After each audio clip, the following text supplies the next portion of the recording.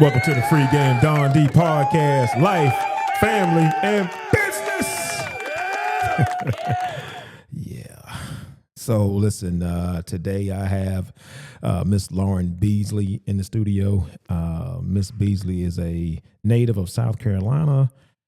She has a bachelor's degree in molecular biology. That sounds very hard. And she has one child, one grandchild. I know she doesn't look like she's a grandmother, but she is. And she's a author of a book entitled Written in the Sand, which is a collection of poetry and reflections on love, resilience, and life. And she's also a sports journalist, which is crazy. And she covers SEC football down here in the great state of South Carolina. And she covers South Carolina athletics for USA Today and fan-sided Garnet and Cocky. I think I said all that right. Yes. Either way, so she's in the studio. We're going to be chopping it up because what it was she's got an impressive resume, but really what attracted me to Lauren was she put this post up and it was in reference to relationships and love, and it was just so much depthness to it. It just I was like, man, I just had never heard or seen anybody on social media just speak so eloquently about love and relationships, and it just attracted me to, reach out to her to say, hey, why don't you come on the show and kind of let's talk about relationships and love, and because she was just so deep. But either way, Lauren, tell us about yourself a little bit. Well, I think you pretty much covered everything. I did it all. Football and relationships and love, that's poetry. That's pretty much all I'm made of. Family, football, and faith and love. So I like that. Family, football, faith, and love. I don't know how all that comes together, but that's cool. So we talked about how for a period of time you were in the medical field, mm-hmm. and I know now you're primarily a journalist. Correct. And what was that whole transition like? Because I know you love football because I follow you on social media. So, but how did what was that transition like, becoming a full-time journalist? It was hard. It was a huge leap of faith. Just you take a leap and expect the net to be there and hope that it'll catch you. And I've always written books and posts and little prose and poetry. I've always followed football. Huge South Carolina fan, and I've always done that on the side. But medical field was my job full time, and kind of fell out of love with it during the COVID years, and so I got a job with USA Today and fan-sided, and decided I can't do all three jobs at the same time, and just took a leap of faith. And it was extremely scary because that was way more pay than I thought I would be making writing. And of course that just, you want to make sure you have all your bills paid. And that's a full-time job with, retirement and everything else. And I just took that leap, and it's all worked out for me wonderfully. And I wouldn't go back on it for the world. It's just, that was following my passion rather than anything else, So I think it's been a great change for me. Now, I know you said before, I fell out of love with the medical field during COVID, and I've heard other people say that, but tell me like what that looks like. So I always kind of reference it back to almost like football. So in the medical field, we have procedures, policies, what we're supposed to do in case of this happening, and, rules, and you have OSHA, HIPAA, everything is a guideline of how you're supposed to work in the medical field. And when COVID happened, nobody knew what to do. There was no playbook for, a pandemic. And so we were doing the best we could, but then the patients are coming to us expecting us to tell us what to do. We don't know what to do. This is what I'm dealing with. And COVID had the virus itself had so many different symptoms, and everybody presented differently with different symptoms. So it was hard to kind of navigate that, trying to literally say, I know you're coming to me for answers, but I don't know what's going on, and I don't know how to navigate this, and I don't know what to tell you or how to treat you specifically, but we're going to do the best we can. So it's hard having people come to us as medical professionals and first responders for answers that we don't have. And then, of course, in the height of the pandemic, when we had where nobody could be on the roads, and you had curfews and everything else, it was almost like The Walking Dead, because you would go to work sometimes in the morning and nobody's in the hospital, nobody's on the roads. I worked in a hospital. Was that like you had to be an essential worker? Yes, yeah. Is that it? So Okay. A lot of my badges had little emblems on them, and back in, I think it was like June of 2020 to maybe like September, you could actually be pulled over if you were out at certain hours during the curfew, and they would check your badge and where are you going? What are you doing? And I'm a first responder, I'm a medical worker, and here's my badge. And, they would double check it, and it was odd. It was, but that's not anything that we were trained for. So it was definitely hard for us to navigate it and then try to provide answers, and medical care for people going through it as well.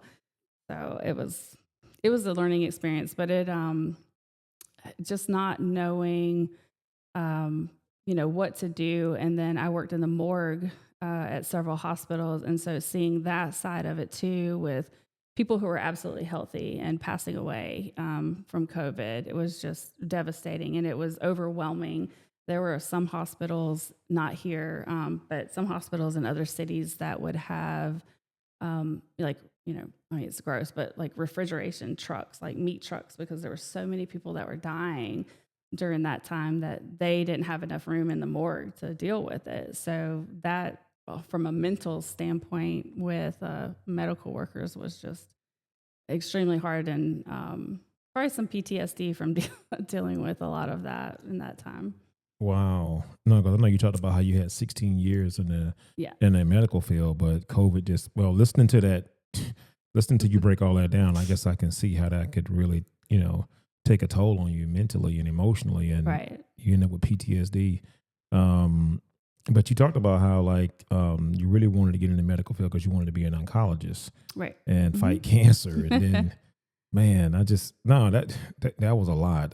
It's funny, you were talking just then, and I just went back to the COVID days in my mind, what we all had to deal with. But of course, you guys in the medical field, it was different. You guys were front line dealing with stuff because I'm listening to you, and I'm like, I wasn't aware, of refrigerated trucks filled with bodies and stuff like that. So so shout out to you.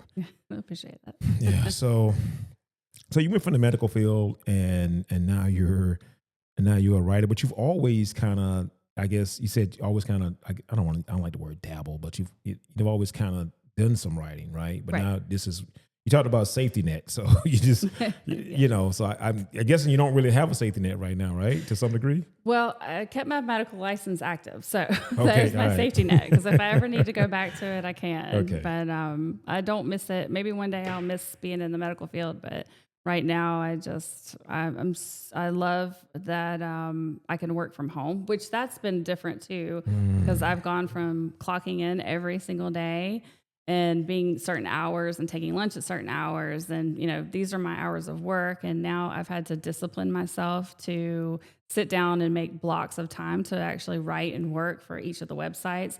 And the first 2 weeks, I'll be honest, I was like, this is great. I can do whatever I want to. I can go to the gym when I want to, write when I want to. And then I was like, no, I need some kind of structure. I mean, I feel as like human beings, we just thrive on structure and routine to begin with. So I really had to discipline myself and actually make myself a schedule of pretty much clocking in, waking up. This is what I'm going to do. This is my first block of time for this site, and then I'm going to take a break. And then I have like my family time, and then I have my second block of time for working and gym time and everything. So it's been challenging, but it has allowed me a lot more freedom, and I like it. So, but it is more work, because when I worked at the hospital, I didn't bring my work home. So working, especially in sports, I'm watching all the games and making sure. And then, there's a difference between going to a Carolina game as a fan and going as someone who you got to know all the stats. You have to know all the plays. You have to like double check, how many yardage and, make sure you have all your statistics correct.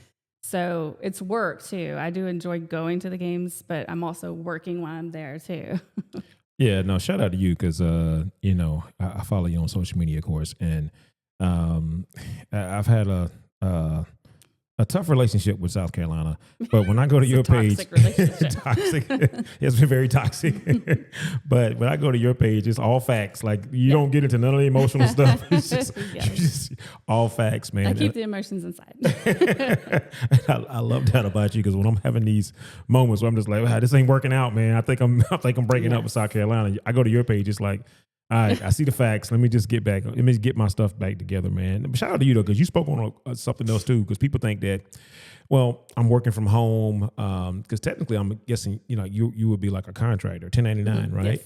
And they think I'm gonna have all this freedom, but you end up having less freedom. You do, yeah. Because when you have a job, you're going to work from 9 to 5, and after that, and leaving it there. You're actually free for real. Like you're done. But when this is what you do now for a living and you're a contractor, you're not, unless you come up with a schedule, you're not really done, right? Correct. Yeah. So, and especially with journalism, there's also breaking news. So when you have, coach got fired or whatever, like you've got to hit it right then and there, and it might be you're out to dinner and you're like, okay, I got to go. I need to write this up. Wow. So you end up actually having less time unless you get structured. Yeah. But even then, like you say, if it's get breaking news, I mean, you still gotta deal with that. Things happen overnight. Yeah. Oh man, that's because we have to share that perspective sometimes because some people think, man, I want to be, independent. I want to do my own thing. I don't want to work a job. And then you go out and do your own thing. And it's like, I'm actually working more now. Yes. Yeah. but it still feels better though. I don't know. I mean, so I guess I sometimes anyway. So I guess that's the one thing. It's like I still, right? Does it feel better? It does. I mean, because I feel like, so this is my passion. So I feel like if you're doing something you're passionate about and you feel like that's your purpose, I mean, you really don't work a day in your life if that's what you're, here to do. But it is effort, it is work, it's research, I mean, it is still a job that I'm putting more effort into, but it's more gratification and it's more validation of this is why I'm here rather than going to a job that doesn't fulfill anything in me. And, it was so easy. As much as I used to love the medical field, especially when I got into it, the fact that it was so easy for me to leave really spoke to me that this is what challenged me and what and don't get me wrong, helping people from a medical standpoint was so rewarding, but helping people with, whether I'm connecting with someone with sports or something, poetry or a Facebook post, that has been more gratifying to me than the medical field, because if I think, especially nowadays, people don't tap into their mental state like they used to, or they just don't, I don't know, they don't listen to themselves or find their purpose. And I feel like if I post something and there's one person that sends me a DM and like, I wish I had the words to say this, or, this is exactly how I feel, I just don't know how to put that out there. I feel it gives me so much satisfaction. It makes me so happy that I can reach, at least one person with something I've said. Ooh, listen, you said a lot. You just reached me, man. So, no, I appreciate that. There's I think I was telling you earlier, one of my favorite books is A Purpose-Driven Life by Rick Warren. And so I think some people that are listening to this, I mean, I think they can feel that, like, if you can, it's not that, you love being in the medical field to some degree. I mean, but it still didn't satisfy that craving that you had inside of you, that just you really wanted to live your purpose. And I think that a lot of folks really want to live their purpose, and they're just unable to because they get caught up in doing what they have to do to make ends meet or whatever the case may be. Yes. But the fact that you were able to get to that point to where you could operate in your space of purpose is actually pretty powerful and gives hope to other people. So let me ask you this too, because you've also written a book. You're also an author. So how did that even come about? Like, how did that come about? Like, how did you become an author? So that's it's kind of complicated and not complicated. So I've always written stuff, and then, I'd post stuff on Facebook, for myself, or, just to, I thought it would be something someone would connect to. And I would get, the same comments from all my friends. Oh, you should write a book. You should write a book. You should put all this stuff into a book. These are so great. I keep, I save your posts because I want to come back to it. You should put it all in a book. You've been through so much in life. You should put, everything in, a book. And so I would write. I had notebooks on my desk. I have notes in my phone. I have a whole app that has tons of stuff that I had written. Just if I don't get it out of my head and put it on a piece of paper, it will drive me crazy. So I have to document everything that I'm thinking to just get it out there. And so one day, we talked about when I was working in the Virgin Islands. And so I had shut down all my social media and really was like doing some inner work, focusing on myself. And so I started taking all the notes that I had written on my phone and putting them on my computer in a document. And the more structure it got, I was like, you know what, I could publish this. So I started working on that. It took me probably about 6 months. I self-published. And so it took me about 6 months. I went through the whole Kindle. It's called Kindle Direct Publishing. So I worked with them, put it all together. Like I said, it took about 6 months to put it all together. I think I worked on the stupid cover for the book. Then I did the actual content of the book, trying to get it perfect, lined up. The cover of the book is a picture I took at the beach of a shell in the sand. I love the beach. It's always been my place to go when I need to clear my mind. I feel like, salt water heals everything, whether it's sweat, tears, or ocean. And so I titled it Written in the Sand. And it just kind of all came together. And then when I came back to the United States, I was like, it's done. It's done. So I did some tweaking here and there and put the words, to fit the page. And it ended up being, I think it's 120 pages. Wow. And then hit publish. And, and that's pretty much, how it all came together. But I really focused on it and didn't have any outside distractions.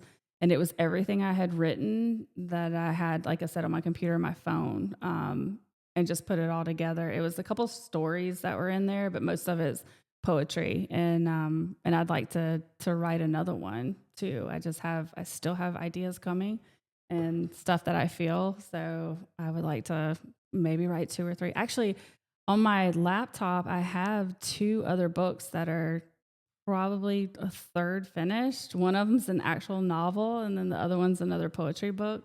And I just got to sit down and actually do it and put it all together. Hey, get it done, man. Yes. And you talked about how someone wanted you to sign their book, and you were kind of taken aback by that. Yes. I think we talked about imposter syndrome to some degree. Right. Like, Yeah. people are proud, like, that you wrote this book. Everybody's not an author, so that's something to be proud of. So what was that experience like when someone asked you to sign the book? So my daughter has the original copy. The very first copy, it says not for sale on the front of it. It's an author's copy. And so I gave it to her, and she's like, Mom, this is great.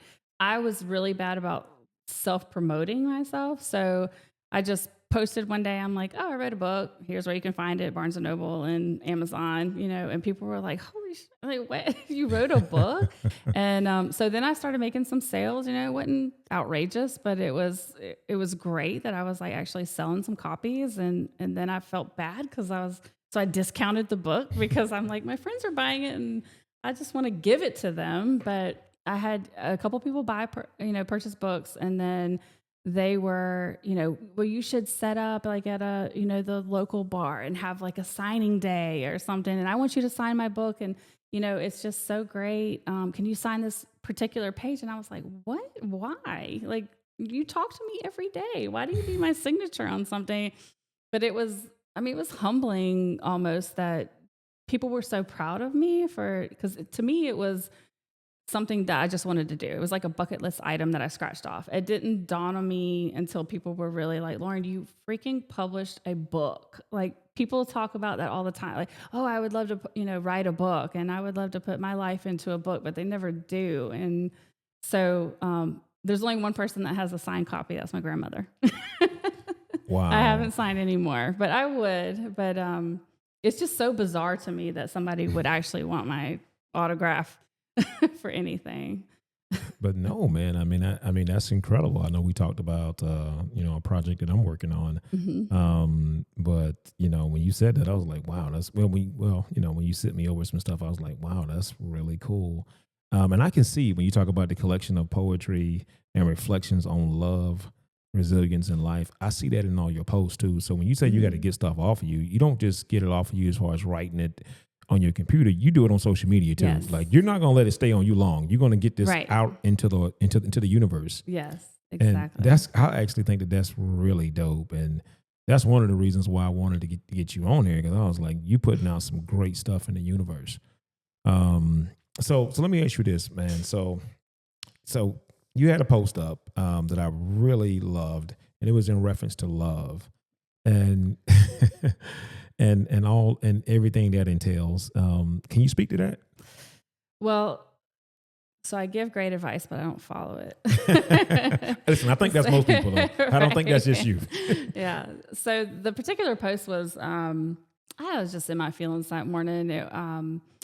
My ex-husband recently passed away. And so I was kind of reflecting on, the stuff I learned during the marriage, I've been married twice, and, stuff that I wish I had done, or things that I see in other people in their relationships, or just how I feel. Honestly, that post should probably be a guideline for my dating profile of this is what I expect from a relationship. But, it was I can't remember exactly the wording, but, there was, we talked about making your spouse happy. It's not your job to make your spouse happy. That's an intrinsic thing. You're only responsible for your happiness. But I do think in a marriage, there's a responsibility to make your environment happy. So when you have a happy home, they say happy house, happy spouse, or whatever. And, but I think that goes both ways. If you have, in particular, I know of a couple who, one of the spouses doesn't want to come home because they know that, it's just not a happy place to be, and they're not happy when they get there. It's argument. They know they're going to walk into an argument. So, they might be happy outside that environment, that house, but then they get home and they're not. And I don't know why anybody would want to stay in a situation like that. I feel like your environment, whether it's work or home, is so important to your mental health as well. So, you're responsible for that environment when you're married. It's twofold. Both people have to create that happy, environment, and then you create that for your children also. And I think the other part, it was being proud of the role of being married. So you have wear the ring, and I'm married. I think it's beautiful when people are proud of their spouse, and that God put them together, to make a happy marriage, and you can see it in both people. And I don't understand people that don't wear their rings. I was always very proud. It doesn't have to be big or small or whatever. I was just very happy to, have my ring, and, people knew I was married. I was very proud to be married and to be in a relationship. I think that's important. And, No, listen, man, you touched on, cause of course, I took the post and kind of just really read through it. I was like, man, this is literally like some sort of, this is a blueprint. It is. Yes, I agree. I reread it this morning. It's a blueprint, and it's not all, sugar coated either. Like, marriage is work. Not at all. But like I said in the post, it's work, but it's also the best job you're ever going to have, because you get to pick your coworker, and you have the best retirement benefits. And, if you build a happy marriage, then it is work, but it's going to be, like I said, the best job that you're ever going to have. So, but it does take effort. It's not just one sided, and it's not 50-50. It's 100-100. And you're going to have days where you're 90%, you only have 90% to put into the relationship, and then your partner has 110%, and you match that, and you just go back and forth. But it's definitely, you have to bring 100% of yourself into a relationship or a marriage, I believe. Now, one of the other things you talked about on that post was like never go to bed mad, and like that one probably all of them resonated with me, but I love that one because I feel like the way you go to bed and wake up is very important. I don't know why. I just why would anyone want to go to bed angry? Yeah, and I'm the type of person, if something's bothering me, I have got to get it out. I have got to talk about it. It doesn't have to be a resolution. It just has to be, this is how I feel. I want you to understand. And maybe your spouse or partner is the type of person that needs time to like think about it and kind of then come back to the conversation. But I hate going to bed mad. I always want to at least have like, okay, we're on the same page. Yeah. Like at least I understand how you're feeling. But if I'm mad, I'm not going to sleep. And if I don't sleep, guess what? It's going to go over to the next morning. I'm going to be mad when I wake up, and it's going to continue the conversation. And, but my former mother-in-law commented on that particular part of it. And she was like, well, I don't agree with that because I feel like you need space sometimes, and some people need to cool down. And while I do agree with that, I'm not going to sleep being mad at my partner. I can't sleep next to you knowing that I love this person and that I want some resolution and that we're a team, and me be mad at that person. It's the same thing with my football team. I'm not going to let it affect me on Sunday morning. Well, here's the thing though. I don't think we have to always have a resolution, but I do need to make sure before we go to bed that we understand we're on the same team. Yes. And we both want... We're still a team. Yeah, we're a team here. What we're not going to do is go to bed thinking we're not on the same team. And I think that's what you were trying to convey there to, anyone that read that. Like, we're on the same team. So we're not going to go to bed angry, because when you go to bed angry, you're on one side and I'm on one side. We're not on the same team. So we don't have to have all the answers before we go to bed. But one thing we should both know is that we're still in this together. We're in this together. And I think that's what you were trying to convey. Yeah. And I think that maybe some people look at it and say, well, no, we may not get everything perfect before we go to, but that's not what I'm saying. I'm saying we should both be on the same team before we go to bed. Right. And the other part of that is on the phone, or leaving the house or whatever. If I learned the hard way that you never know when the last conversation you're going to have with somebody is going to be. So, I don't agree with leaving the house or getting off the phone without saying I love you to, your children, or, we might be so mad at each other and we might not agree on what we're talking about right now, but I still love you, and I need you to know that. And so I never hang up the phone, whether I'm mad or if I'm even fixing to hang up on somebody. I love you. Bye. I'm gonna have to work on that, because when I'm hanging up, I'm hanging up. You're gonna get this ringtone. I mean, not ringtone, this dial tone. I mean, wow, I love you, and hang up. Okay, yes. All right. Yeah. I got to work on that then. No, we also talked about, you talked about also on that post, like how marriages work. Yeah. Now elaborate on that. It is. It's like I said, marriage is a full-time job. I mean, I don't think anybody goes into a marriage thinking that this is going to be the easiest thing I've ever done.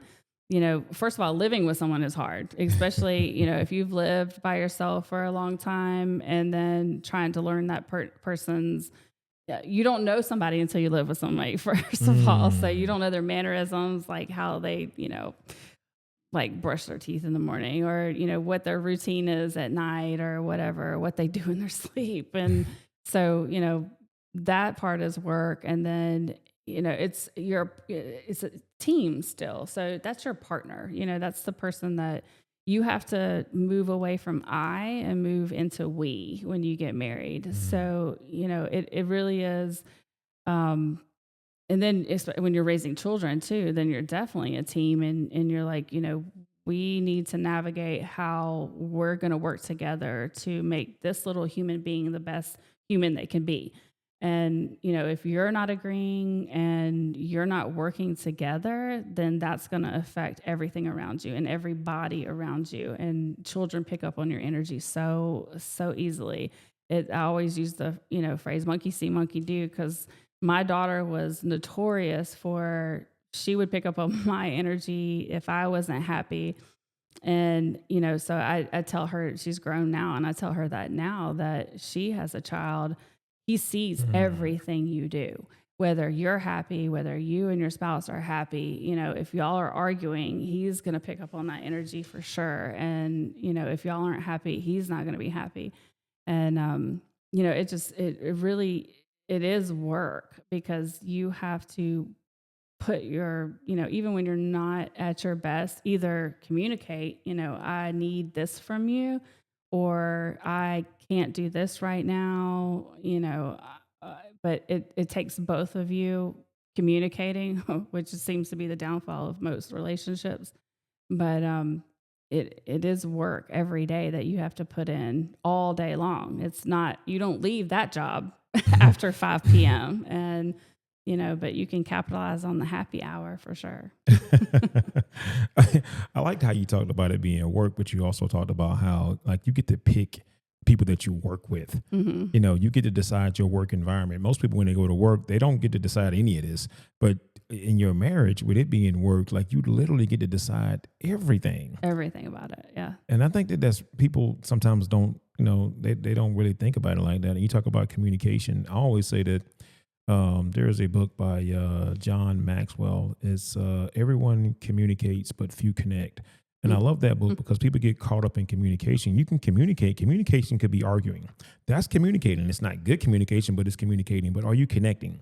And I think that, in relationships, you have to be able to connect. Yes. And if you're not connecting, that's how people kind of get off. They're not on the same page anymore because we're not connecting. I mean, we're communicating what we want from each other. Even if it's argumentatively, we're communicating that, but we're not connecting. It's not resonating with me. Yeah. I always say, when you're communicating with somebody, you have to make sure everybody's not just on the same page, but that you're reading the same book and that you are, how to read also, because hold up, Lauren, you got to know how to read.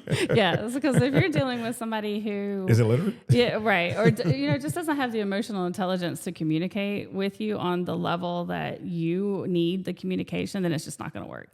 And you can either better yourself to learn that person. And that reminds me of like the love languages, because I think that there's also argument languages. People argue differently than other people. And, so you have to learn your part. And that's where the work comes in also. You have to learn how to love that person, what their love languages are and their argument languages, how they argue, how they, deal with, difficulty too, because not everybody deals with hard things at the same time. Some people need to internalize for a little while and then come back to it. Some people need to, like me in particular, I need not a fix, but I just need to at least know what I need to do to make this better. In the moment, I need a plan.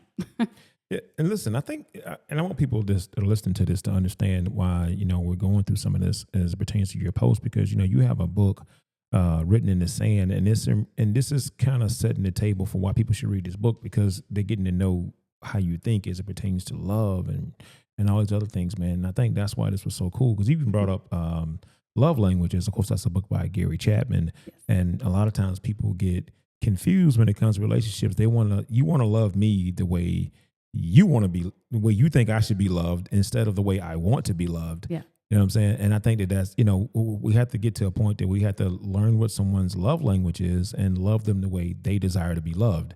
And that should be happening in the dating process, and you should know who this person is, how they like, what is their love language? Because you talked about sex, right? And you said that it's not just intimacy. I know sometimes with me, I'll just kind of, slap my kid on the butt and we didn't do anything. I just popped her on the butt, and or just give her a compliment. Like, I know what her love language is. It's affection and words of affection and things of this nature. And she knows what my love language is, but it's like, it's not always about sex. It's just all these other things that happen throughout the day. You know what I'm saying? Right. Just, so speak to that. It's just so it's not just about sex. the intimate moments. It's one of my favorite things is when you and your partner are at, a party or, around a bunch of people or family or work event or whatever. And that look from across the room, you just have that connection. It's just, you can read each other's mind. It's either, okay, let's go, or, this is great, or, you look great. It's that unspoken intimacy that you have with somebody. And, but it's also, hand on the thigh while you're driving the car, or, you touch her back when she's cooking dinner, or you brush his arm, when he's sitting on the couch or whatever. And then it's the inside jokes and, it's stuff like that. You can't just build with anybody. It has to be your person, and you can have, inside jokes with friends and family or whatever, but it's on a different level with your relationship. And I think that intimacy lacks in some relationships. And I think you can almost see it, especially like when I go back to what I said about the way you look. I've seen people look at each other and I'm like, that's not going to work. It's just, the way he looks at her. But then on the flip side, it's what you don't see. Like so my ex-boyfriend would take pictures of me sometimes, and I had no idea, that he would take a picture of me, and then I'd see it later. And I wasn't looking at him. I was maybe looking at, off. There's one in particular that he took a picture of me. We were at a concert. He's not taking a picture of the concert. He was taking a picture of me watching the concert. And that right there, I think is that connection that I'm talking about, that, he is listening or whatever, but he's focused on me. And so he took a picture of me because that's what he wants to remember in that moment. And I think that's so special, in a relationship. And we do that with our kids. It's a cute moment. We take a picture of our kids, doing something cute. But I don't think a lot of people do that in their relationship. That's a different level of intimacy. And I think it's great when people have it and when you can see it, when you can see two people and they're like, I see that connection. Listen, man, you over here. Listen, man. So, written in the sand. Yeah. By Lauren Beasley, Reflections on Love. Because I'm sitting there and I'm listening to you speak here, and you even talked about how you had to ask for what you want. Yes. And I thought that was powerful because a lot of people seemingly have a hard time asking for what they want in a marriage or a relationship, dating or marriage. They have a hard time asking for what they want. Now, why do you think that is? Well, I think it goes back to, you're just supposed to read my mind. Right. You're just supposed to know what I want. Who does that? Yeah. I guess guys and women, I don't know. But. And, you do get to a point in a relationship or marriage where you do know the other person, like what they like or what would make them happy, or, let me send her this text because she's having a bad day. I know what to say. But on the flip side of that, you can't expect your person to always just know what you're thinking or what you need from them. Just and that goes back to communication, right? And read your mind, and I used to be notorious for my ex-husband, well, what's wrong with you? And I'd be like, nothing. And he's like, I know something's wrong, but I was too immature at the time to just, verbalize like what it is. And most of the time I would get it out finally, and it would be so stupid and it would be so, minuscule that, I was like, okay, I really, I just need to check myself. Now, let me ask you this. I got to cut you off real quick. When you said nothing, was it because you felt like he should know? Yes. Yeah. Because I would think, well, this happened yesterday and you should know that I'm still mad about this, instead of me being like, okay, you know what? I'm still feeling some type of way about this happening. And, because some people are just, we deal with it in a minute and I move on and then I forget about it. And, I'm not that person. I will, until there's a resolution, I will dwell on it. And I think that is a big problem with relationships where women in particular will bring something up over and over again. And a man will be like, why can't you just, forget about it? Or why can't you move on? And I feel like they do that because there hasn't been resolution for her. Because I'm a firm believer, if there's some type of resolution and she feels heard, she's not going to bring it up again and again, But that goes back to the the communication part. But Hold up a second, because you up here dropping gems. So, guys, if she continues to bring the same thing up over and over and over again, and you're wondering why she can't get over it, it's because she hasn't felt heard. yes, Man. I've really, and I've learned that the hard way, probably just in like the last 2 or 3 years. I've learned that because once I've heard my partner say, I understand how you feel and your feelings are valid. It's like, oh, okay, I'm good now. Like that's all I wanted was you just to understand how I feel and validate that my feelings matter. That's it. Yeah, that's strong, and I think that like you've been through a lot. I mean, so in your book, reflect in your poetry book, what you reflect on love and resilience in life. I mean, like you're speaking from experience. Like you've had success, you've had some things that didn't go well. You've had a spouse pass, you've had an ex pass. I mean, how has that shaped you? It's like the one what I said earlier about not hanging up without saying I love you.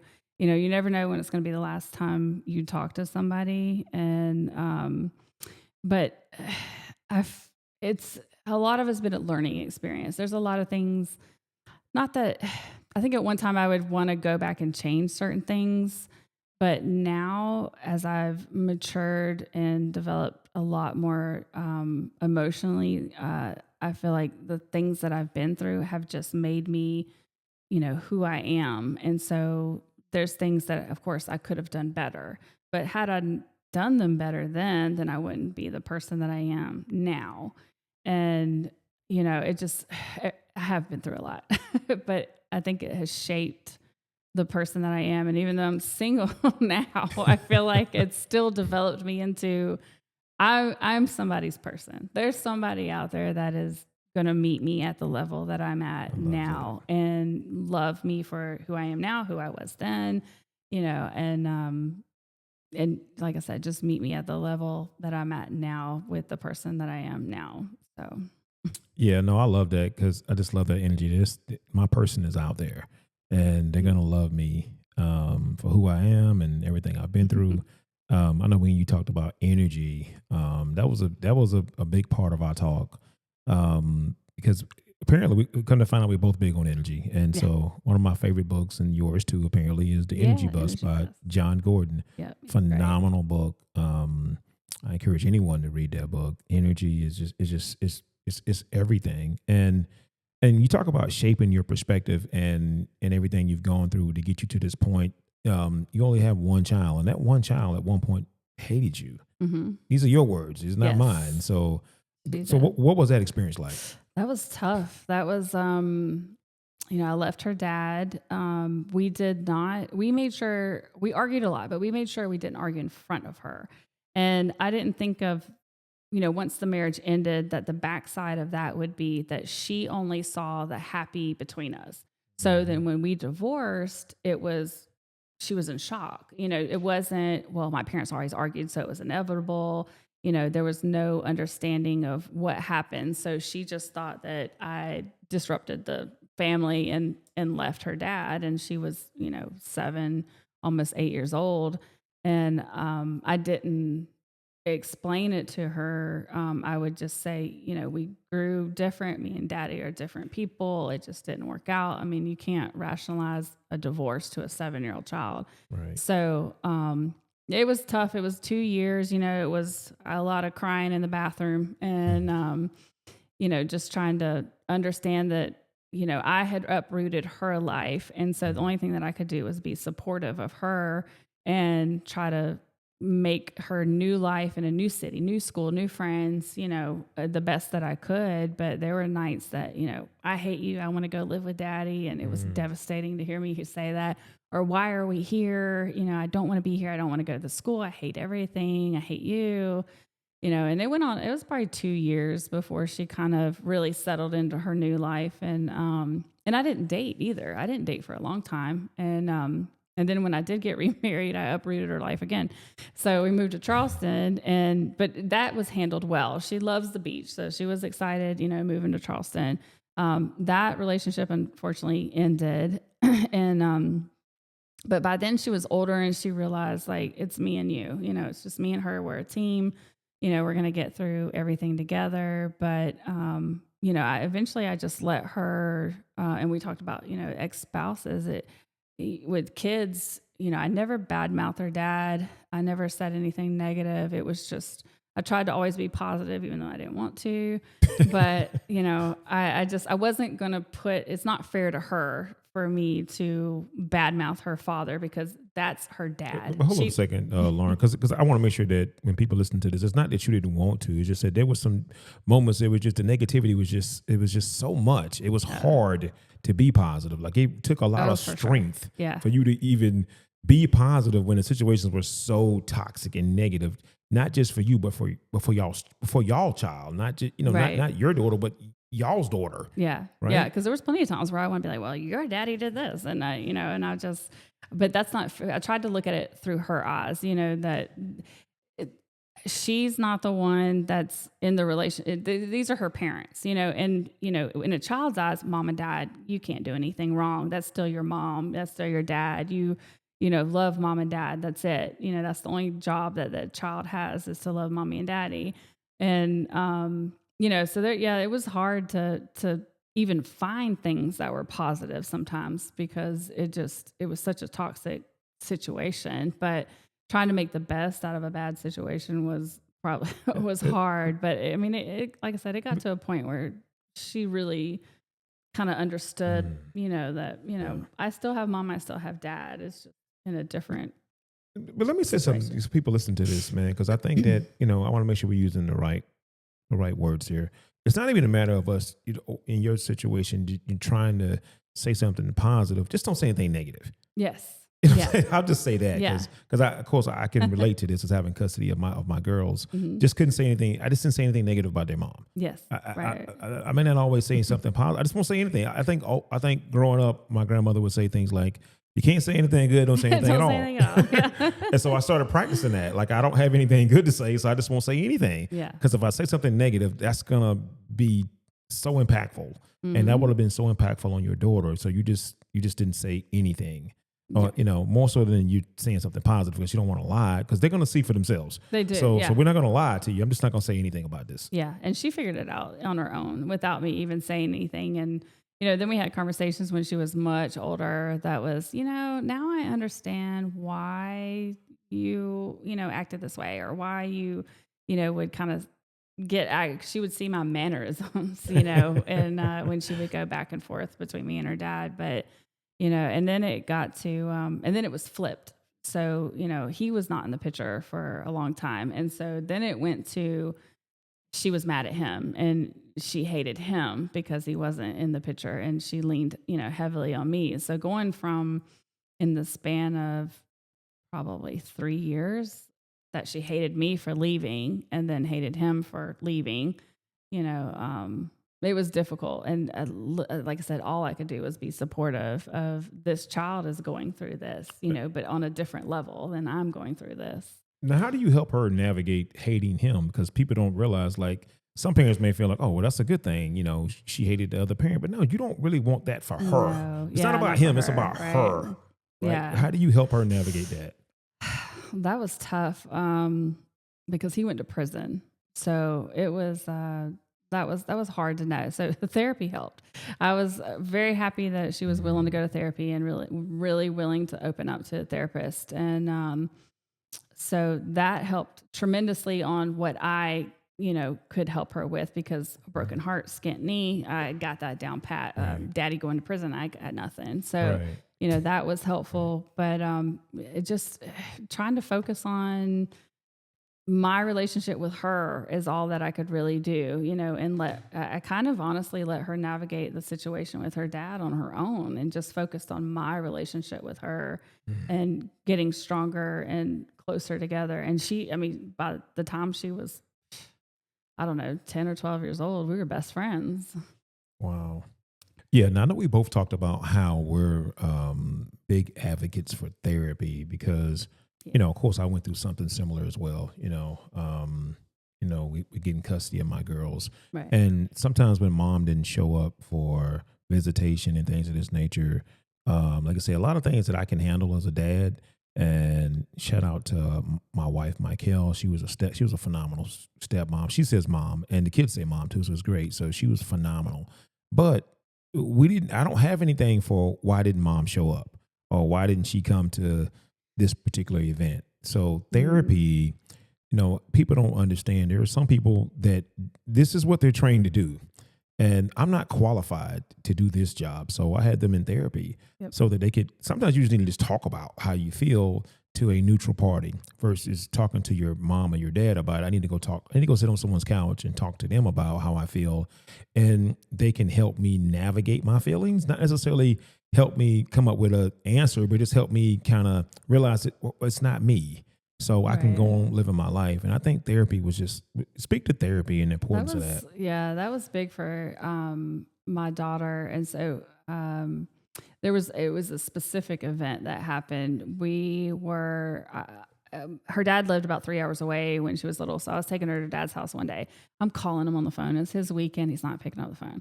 So finally he picks up the phone. He's like, it's not a good weekend. And I'm like, I'm sorry. It's not a good weekend to be a parent. But hold up. Say that again. I said, I'm sorry, it's not a good weekend to be a parent. It's not something you can just do when you feel like you are ready to. But so I said, you know what, never mind. So I turned around and I started going back home. So I'm explaining to her, we're not going to see daddy this weekend. I'm sorry. She's crying, whatever. And she says, why doesn't he love me enough? And I was like, all right. So the very next Monday, I started researching, children's therapy, especially with absent parents or, I tried to really detail it to more for her and not like family therapy. Right. Found a fantastic therapist. She spent probably about 4 or 5 sessions just playing games with her and waiting for Michaela to like really open up to her without pushing her, which I thought was fantastic. And, but that was it. That was the answer. I was like, I don't know how to navigate this, so, but therapy, I've been in therapy myself 3 times. I didn't have a great childhood. My stepfather was abusive, so I tried to press charges against him when I was like 18. And, so I ended up going to therapy for that.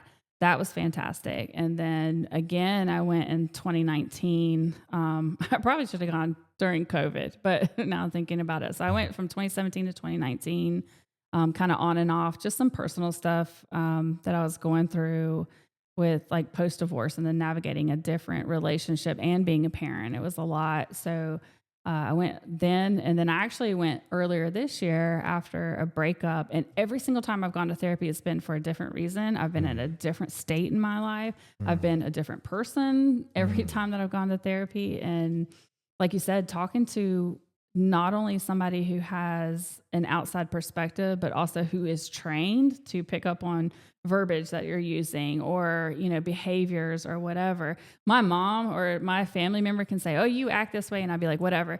And a therapist will tell me, you act this way and this is why. And then I'm like, oh, that makes sense.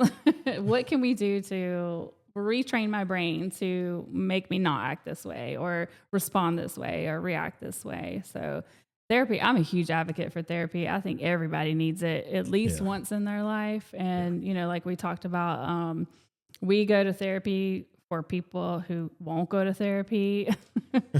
So. No, listen, I 100% agree. I know we were talking and I was saying, things are like, for me personally, things are going great, but now I feel like I need therapy to deal with success. Yeah. Yeah. So and it's funny you said that because I feel like I've been through so much in my life that I'm constantly waiting for the other shoe to drop. So when things are going great in my life, I'm like, okay, like what's coming, and I actually talked to the therapist earlier this year about that specifically. Like things are going so good. I'm doing so well. And especially when I got to the end of my therapy and he's like, oh, I think we only need maybe one more session. I'm like, what? I'm not fixed. Why? And he's like, no, I've given you all the tools that you need.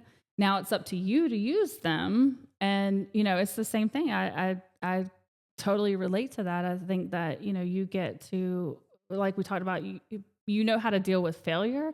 There's like all these things you can read and books and, you know, therapy and everything else that you can read about what to do when you fail, but not to do like with succeeding.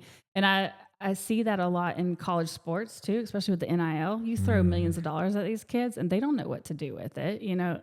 And I wish that they would have some kind of therapy or classes or whatever, you know, whether it's finances. And I feel like these student athletes also feel the need to take care of their family members. And I'm all for helping out family, but also like, you're earning this. This is yours. This is your success, you know?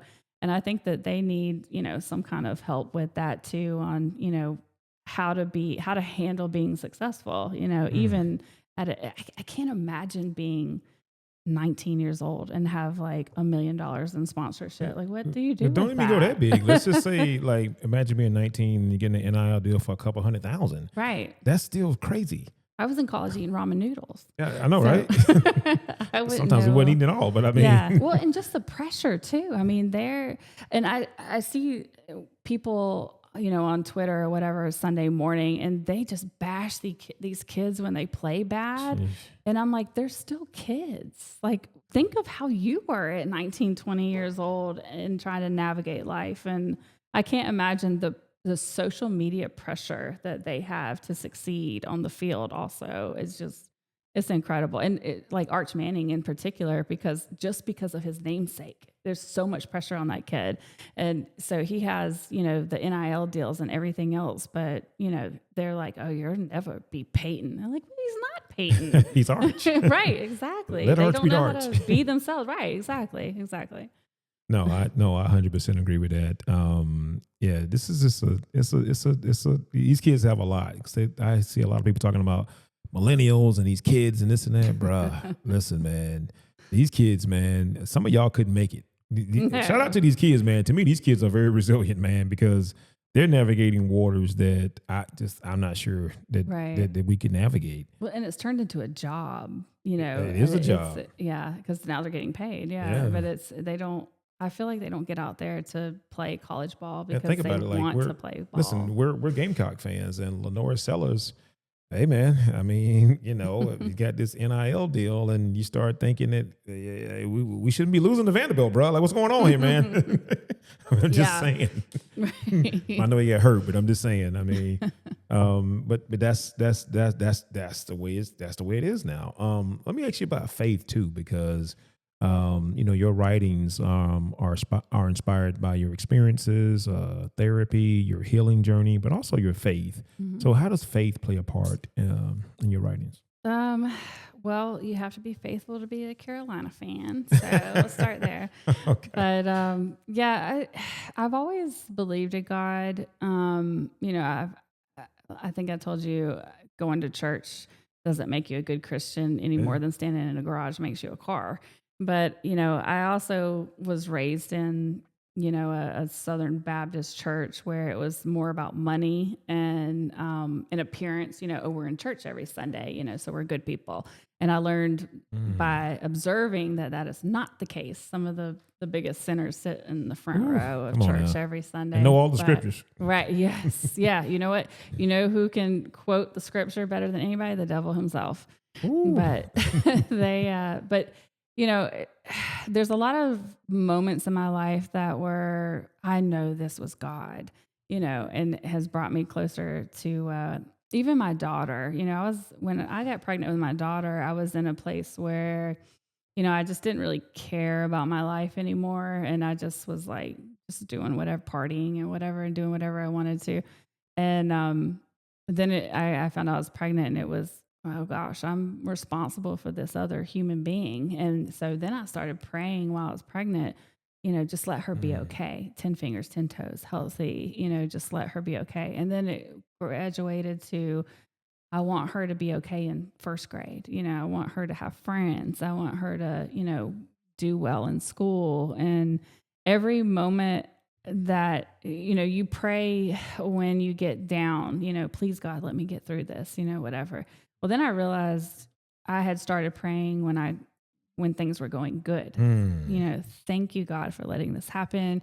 I'm, gracious that, you've allowed this to, come into my life. Thank you for this job opportunity. Thank you for this pay raise, whatever. And that perspective, the gratitude changed my life way more than praying for things to get better. Praying when things were great has changed my life a lot. So every morning I wake up, I have like 30 minutes. I don't touch my phone.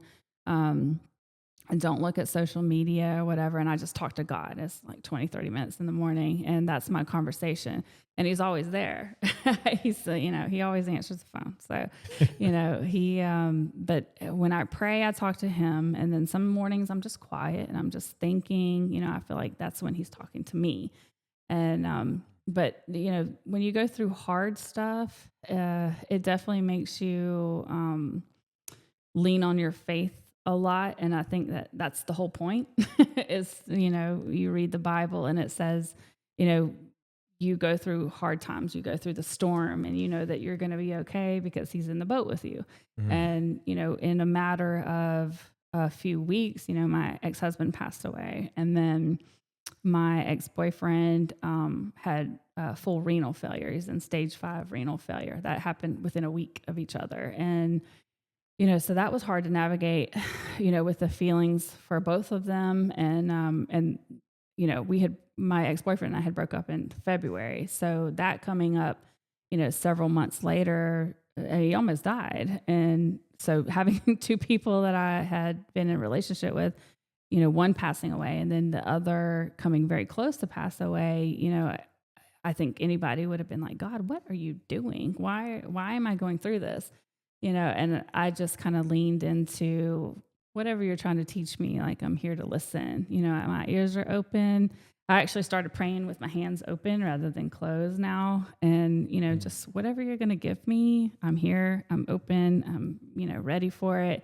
Because I know I'm going to be okay. He walks with me, every day. So, and that's trying to not control the outcome of situations and knowing that he's got it has probably been one of the hardest things that I've ever had to do, and giving other people grace also. And we talked about that. Yeah, we did. That's a hard thing to do for sure. Yeah, I like how because I think people can get something from this, because even I've had to, reflect on my relationship with God. When things were just so good for my wife and I. We've had a phenomenal marriage, and then we got into business, and now we have a successful business.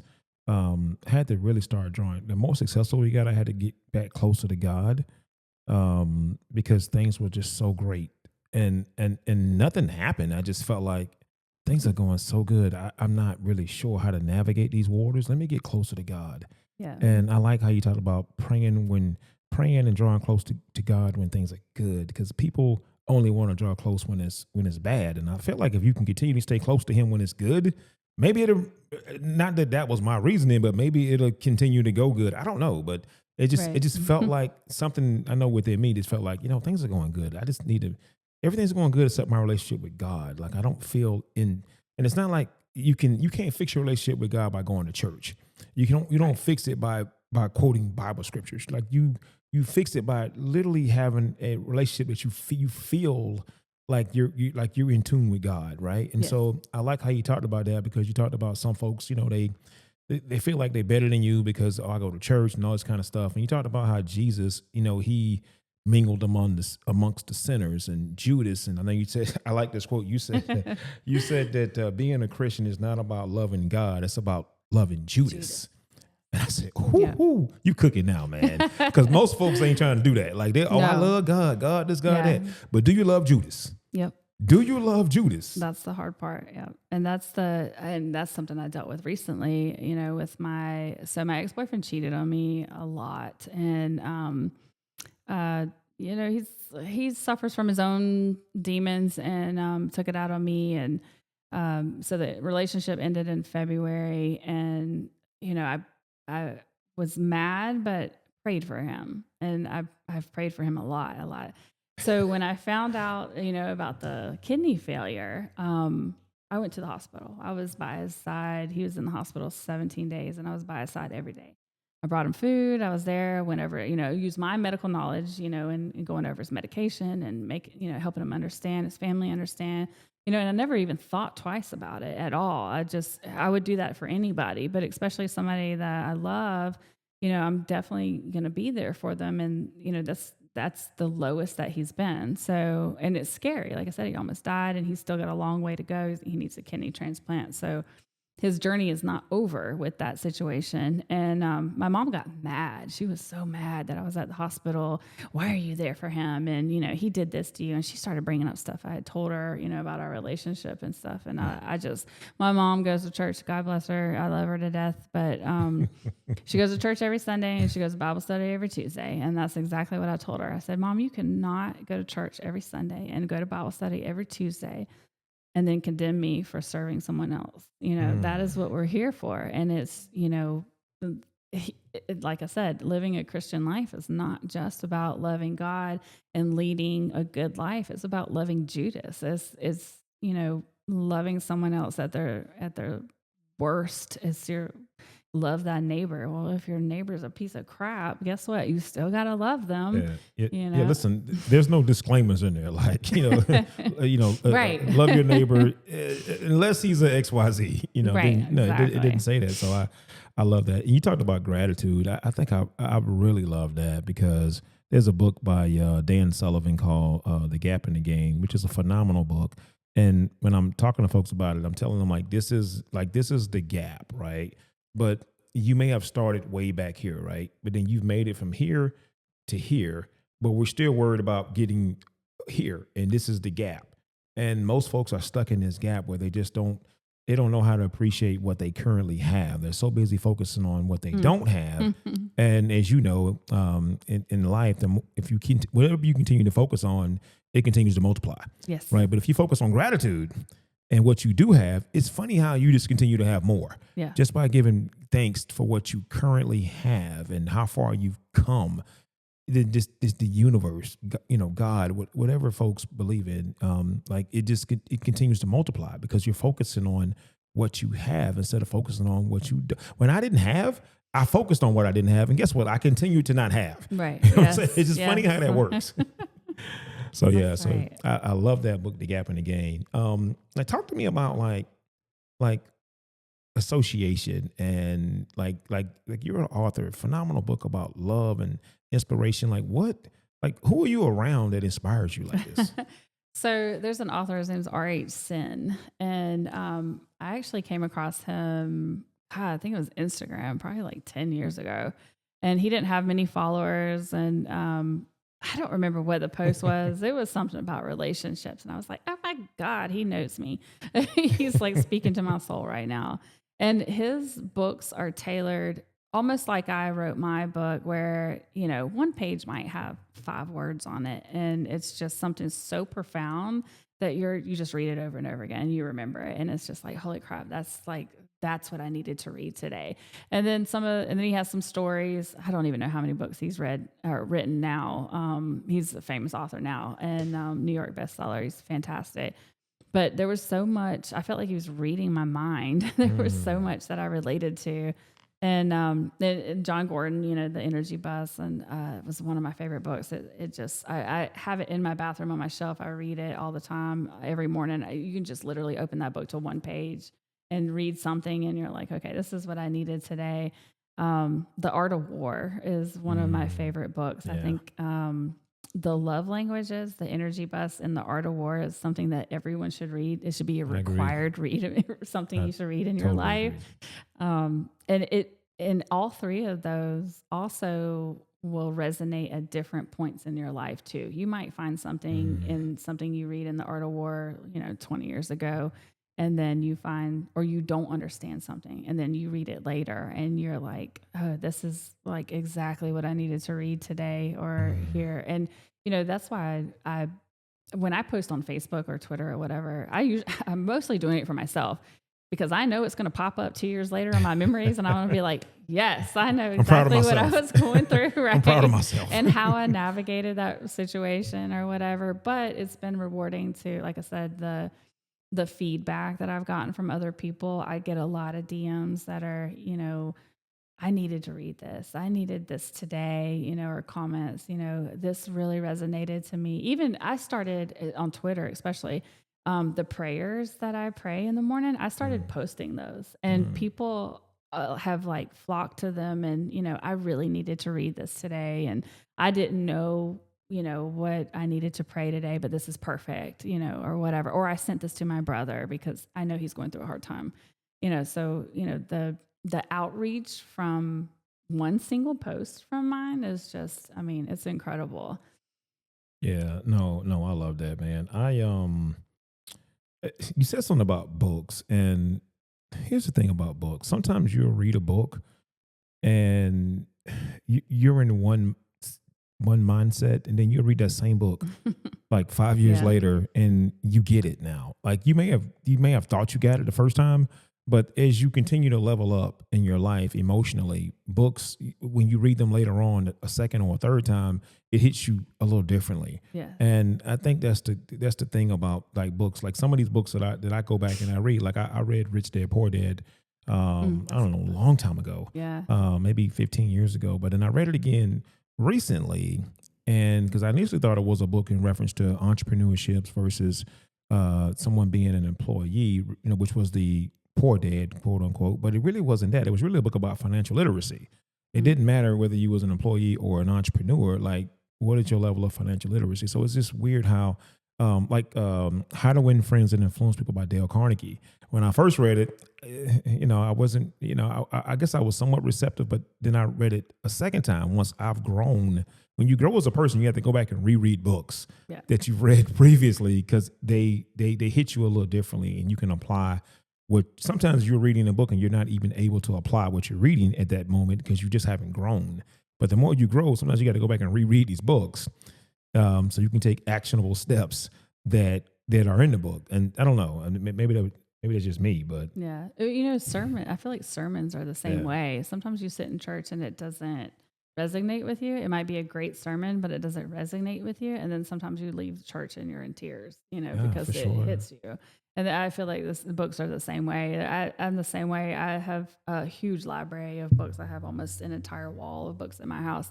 And I've reread a lot of them over the years. And like you said, you read something one day and it's, oh, okay, yeah, this makes sense. But then you read it again and you're like, okay, this really makes sense. And this is how I can use this to apply to whatever I'm going through. Yeah. Yeah, listen, you said something today about like who you're around and association and how that matters. I'm big on that, like energy, who I'm around. And I don't need to be around a lot of people. I need to be around a lot of quality people. And you said, I'd rather have 4 quarters than 100 pennies. Yes. Absolutely. I'd rather have 4 quarters rather than 100 pennies. I said, ooh, that's free game. I love that. For sure. Yeah. It really, and it goes back to energy. There's like energy vampires too that will just suck the life out of you because they, are miserable people and they feed off of your energy. So they want to suck you dry of, the goodness that you have. But yeah, it really, I would rather have quality people around me than just a bunch of, just to have a bunch of friends and say, oh, I know so many people. I would rather have people who know me well and that feed off the same energy and that lift me up and boost me to be a better person also. Yeah, you listen, man, when you said that, I was just like, hey, that's it right there. Cause I'm using that. Listen, man, I got 4 quarters. I don't need 100 pennies. That's right. And not everybody has your best interests at heart either, because some people want to see you fail. Ooh, yeah. No, I receive all that energy, man. So is there anything else you'd like to leave us with, Lauren, before you tell people where they can find you?